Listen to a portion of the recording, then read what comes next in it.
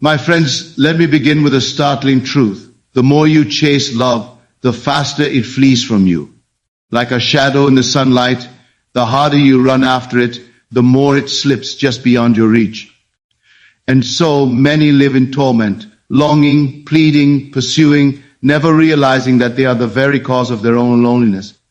But I stand before you tonight to reveal a secret so powerful, so transforming, that when you hear it and apply it, you will never chase love again. Instead, love will chase you. My friends, let us begin with something so simple yet so often ignored. Chasing anything in this world is proof that you believe you do not already have it. You pursue only what you believe is missing. What you secretly confess is absent from your life. And the moment you declare it absent, by that very confession, you push it further away from you. Do you see the paradox? The man who runs after wealth affirms, I am poor. The one who begs for health affirms, I am sick. The soul who chases love affirms, I am unloved. And because imagination is the only reality, the belief you carry in secret is what the outer world must obey. The chase, therefore, becomes endless. I say to you, stop chasing. Stop reaching out with grasping hands and pleading hearts. For every pursuit born of desperation is met with rejection.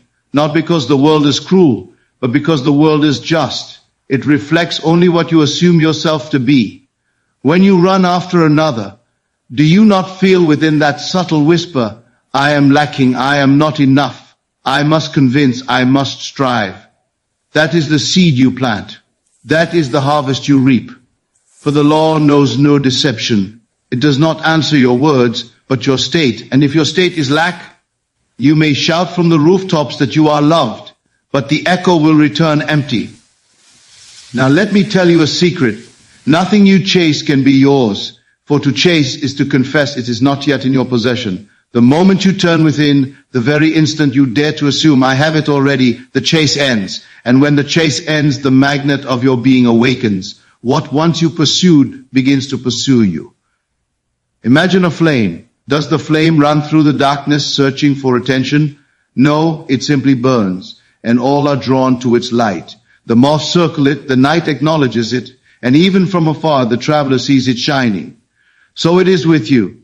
The moment you stand still in the conviction of being loved, being wanted, being desired, you need not chase, for the world cannot resist the light you now emit.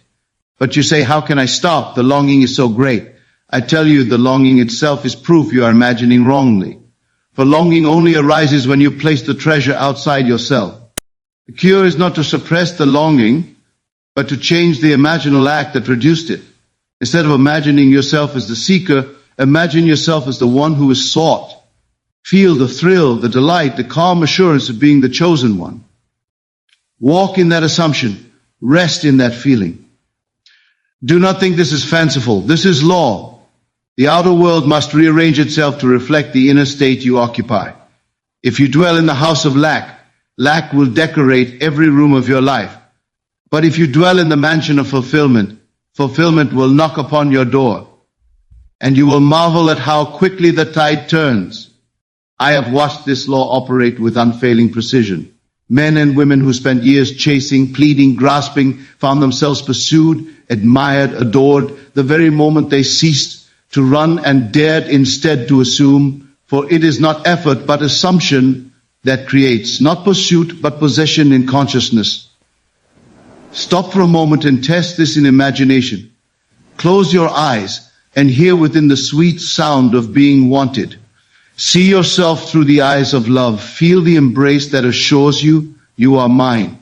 Hold it until it feels natural. The chase will vanish, for you cannot pursue what you already possess in feeling. And the world, which is nothing more than your imagination pushed out, will echo back your assumption. Circumstances, people, events, they will conspire to make visible what you dared to assume invisible. The paradox ends when you understand this truth.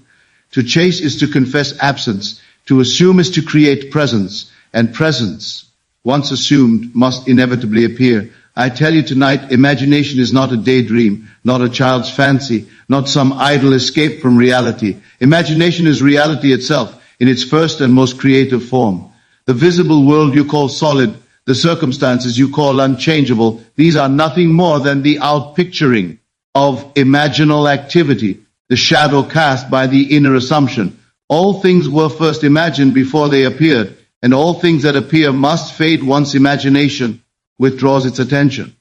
You walk through life thinking the outer world is the cause, but I say to you, the outer is only effect. The cause is within. It is your imaginal act, clothed with feeling, that writes the script your life must perform. If you accept yourself as unwanted, as forgotten, as lacking, then your imagination plants that seed in the fertile soil of the subconscious, and the harvest is certain. But if you dare instead to imagine yourself as chosen, as valued, as cherished, then the subconscious will take that seed as truth, and the outer world must bend to reflect it. Scripture declares, as a man thinketh in his heart, so is he. It does not say, as a man acts in the outer world.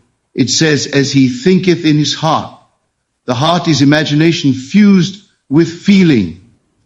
What you feel is true, what you inwardly accept, that is what you become. The drama of your life is nothing more than the stage play of your inner beliefs. Now, many of you have prayed, begged, and pleaded for change. But tell me, when you prayed, did you still feel yourself empty? Did you still feel the thing you longed for was far away? Then your prayer was not prayer, it was only confession of lack. True prayer is imaginal. True prayer is assuming the wish fulfilled. It is clothing yourself in the state of already being what you desire to be. And when you wear that garment inwardly, no power in the universe can strip it from you. The world must recognize the costume of your consciousness. Do not dismiss imagination as unreal. Consider your dreams. In the dream you walk, you speak, you touch, you feel, and only upon waking do declare it was imagination. Yet while you were in it, was it not real to you?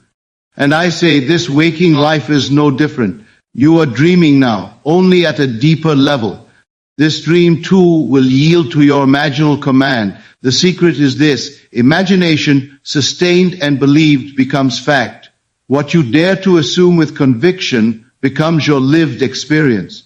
Therefore, guard well what you imagine, for you are creating at every moment. You cannot escape the law, for the law is always at work. You are imagining yourself into every circumstance you meet.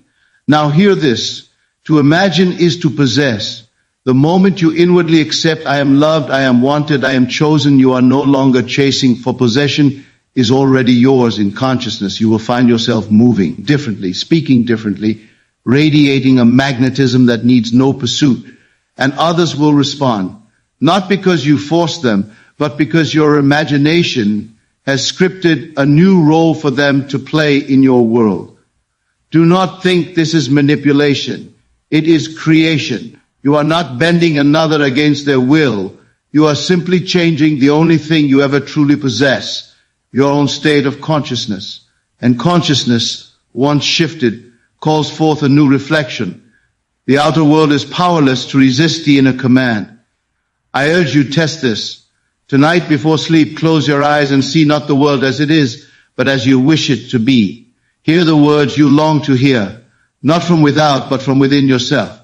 Feel the reality of being desired. Fall asleep clothed in that assumption. Repeat it until it feels natural, until the imaginal scene has the tones of reality. Then watch, for though it may come by ways you cannot devise, it will come. Imagination will carve the path. Imagination will summon the actors. Imagination will open the doors. For imagination is the only creative power, and you are its master, whether you know it or not. There is a doorway, my friends, a secret entrance into the deeper regions of the mind where imagination and reality merge as one. It is called the state akin to sleep. In this sacred borderland, the conscious guard relaxes, the senses grow dim, and the subconscious stands open, ready to receive the impressions you choose to give it. This is the moment of power, the workshop of creation, the temple in which your assumption is made flesh.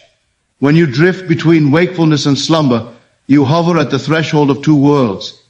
You are not fully awake, for the senses no longer command your attention, yet you are not fully asleep, for you remain aware enough to direct your thought.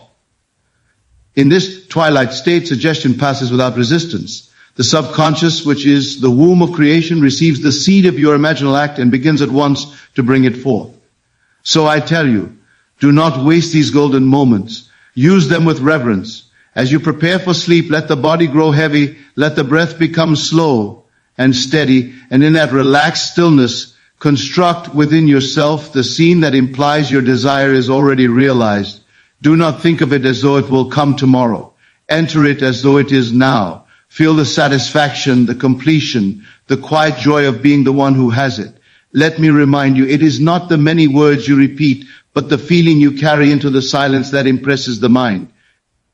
If you can feel the wish fulfilled until it seems natural, the work is done.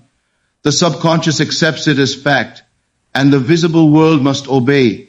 I call this practice the art of controlled reverie. It is a holy rehearsal. You rehearse the life you desire until it is no longer rehearsal, but performance.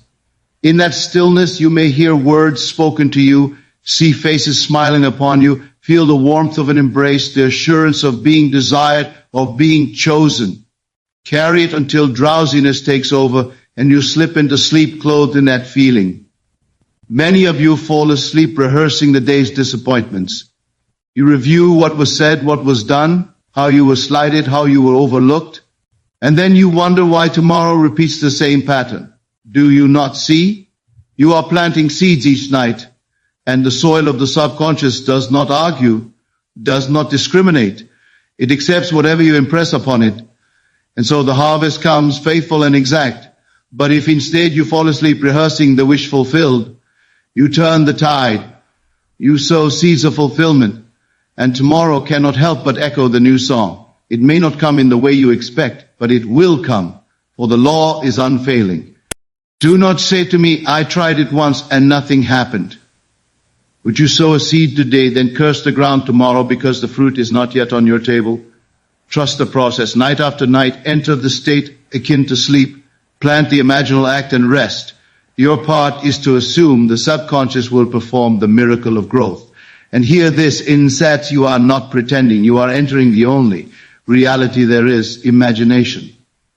The outer world is only imagination slowed down, made visible. So when you imagine vividly in this sacred state, you are not escaping reality, you are creating it at its source. Try it tonight. As you close your eyes, let the world of fact dissolve and let the inner vision take command. Feel yourself already there, already in possession of the thing you desire. Do not wait for confirmation. The confirmation is in the feeling. Sleep with it and let the night carry your assumption into dawn. There's a power within you, a radiance invisible to the natural eye, yet it governs how the world responds to you. I call it presence. And presence is not built on effort, nor on outward striving, but upon the quiet certainty of your inner state. When you assume yourself to be loved, to be wanted, to be chosen, the world feels it, even if no word is spoken. You carry an atmosphere, and that atmosphere compels response. You have seen it in others. A man enters a room and without a word, the air shifts. People look, not because he demanded attention, but because his presence demanded it. That presence was not his height, nor his clothing, nor his voice. It was the unseen conviction of who he believed himself to be. And you too carry such an atmosphere. You cannot hide it. You may mask it with smiles. You may disguise it with words. But the inner state broadcasts louder than any speech. If within you is the cry of need, if within you is the posture of lack, you will find the world withdrawing, for absence repels. But if within you there is the calm knowing, the restful assurance that you are already desired, then without lifting a hand, you become magnetic. Others feel the pull of your state. They cannot explain it. They may even resist it, but they are drawn nonetheless, for consciousness is contagious and conviction is irresistible. The law is simple. You attract not what you want, but what you are. The world does not yield to pleading. It yields to being. When you are the embodiment of love, you cannot be ignored. When you live in the end comes to you. Consider the sun. Does it chase the planets? No, it simply shines, and by its very shining, it draws all bodies into orbit. So too with you. Presence is not pursuit, it is radiance. It is the state of simply being, and by being, attracting. How then do you cultivate this presence? Not by outer action, not by forcing smiles or rehearsing words, but by assuming the inner state of fulfillment. Presence is born in imagination. When you feel yourself already adored, already chosen, already secure in love, your body follows, your tone shifts, your eyes speak before your mouth does. Your movements carry weight, not because you try to impress, but because the inner man has been clothed in certainty. You must realize everyone you meet is sensitive, not to your words alone, but to the state from which your words flow. The beggar may say, I am rich, but if the state of poverty clings to him, no one believes him. Likewise, you need not declare your worth if your state proclaims it silently. The magnetic presence does not announce itself, it simply is. I urge you, test this, change your inner talk, stand in the mirror of imagination and see yourself radiant, wanted, admired. Feel the atmosphere of being irresistible. Walk in that state through your day. Do not wonder who notices. Do not seek proof. Simply carry the presence as naturally as you carry your shadow. Soon you will observe the change. People will turn toward you. Conversations will open for you. Opportunities will present themselves. And you will know it was not your striving, but your state that drew them. The magnetic presence is not arrogance. It is not pride. It is simply alignment with the truth of who you are in imagination. And because imagination is the only reality, when you accept yourself as chosen, the world must choose you. When you accept yourself as wanted, the world must want you. The law allows no exceptions. So I say, cease the restless chase, become still, enter the assumption of fulfillment and let it saturate you until it feels natural. Then walk as though it were already done. That invisible garment of confidence will go before you and announce your worth to the world without a word spoken. Everything begins with the state you occupy. If you live in a state of lack, every gesture, every word, every thought will cry out, I do not have. And the world, ever faithful to reflect your inner condition, will echo that cry in circumstances and people alike. Lack cannot attract fulfillment, for it only multiplies its own nature. You do not draw abundance by confessing emptiness. You draw abundance by embodying it. Listen carefully. The outer world is nothing but your imagination pushed out. It is your mirror. If you approach the mirror with a frown, do you expect it to smile back at you? No, it reflects only what you present. So if inwardly you wear the mask of longing, of waiting, of yearning, the mirror of life will return that image to you with precision. But if inwardly you wear the face of fulfillment, if you dare to assume that what you desire is already yours, then the mirror reflects that joy. And the world must play its part to keep your image consistent. The secret is not to fight lack, but to ignore it. To turn your gaze inward and see yourself already complete. To feel right now the satisfaction you imagine will come tomorrow. For tomorrow is only the shadow of today's assumption. If today you feel empty, tomorrow will show you emptiness in form. But if today in imagination you fill yourself with the feeling of already being fulfilled, then tomorrow cannot help but reveal the fruit of that seed. You may say, but I cannot feel fulfilled when my senses deny it. And I answer, your senses are not the truth. They are the echo of yesterday's imaginal act. You are not bound by them unless you choose to be. The senses only report what has already been accepted within. You are free in this very moment to shift your attention from what is to what could be. And if you persist there, what could be will harden into what is. Lack is always loud. It clamors for attention. It whispers, look at me, confess me, feed me. But fulfillment is quiet, steady, serene. To dwell in fulfillment is to rest in the knowing that the world must conform. It is to live in the end, not in the hope of the end. To walk as though it is finished, because in imagination it already is. Think of the child at play. He builds a castle of blocks and says, this is my palace. He does not wait for proof. He does not beg the world to recognize it. He knows it in imagination, and therefore he delights in it. That childlike faith is the key. You must dare to play in imagination, to call things which are not seen as though they were, until they become seen. Do not underestimate the shift from lack to fulfillment. It is invisible to others, yet it changes everything. The tone of your voice alters, the look in your eyes transforms, your very walk carries a new rhythm. People may not know what has changed, but they feel it. They respond to it. For the invisible always governs the visible. Fulfillment is not waiting to come. It is waiting to be assumed. The moment you accept it inwardly, you radiate it outwardly, and the world cannot resist your vibration. Fulfillment draws fulfillment, just as lack draws lack. You are always reaping, but the harvest depends upon the seed you sow in consciousness. I urge you to stop rehearsing emptiness. Stop telling yourself stories of waiting, of chasing, of not yet having. Begin tonight to tell a new story, not of longing, but of completion. Imagine yourself as already possessing what you seek. Feel the relief, the joy, the peace of being there now. Carry that feeling through the day until it becomes natural. Then watch as the world, faithful servant that it is, arranges itself to reflect your new state. For you are not the victim of lack. You are the master of assumption. And when you assume fulfillment, fulfillment assumes you. In truth, you never needed to chase what was already yours by right of consciousness. Love, attraction, and desire are not won by pursuit. They are magnetically drawn to the state you occupy within. By applying the Neville trick, the law of assumption, and practicing techniques such as SATs, living from fulfillment, and cultivating your magnetic presence, you shift from the vibration of lack to the vibration of abundance.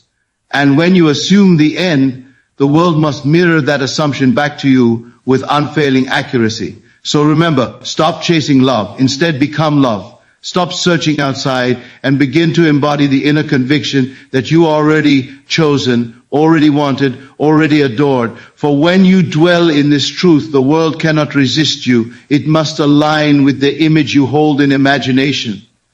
Thank you for listening with an open heart and a willing mind.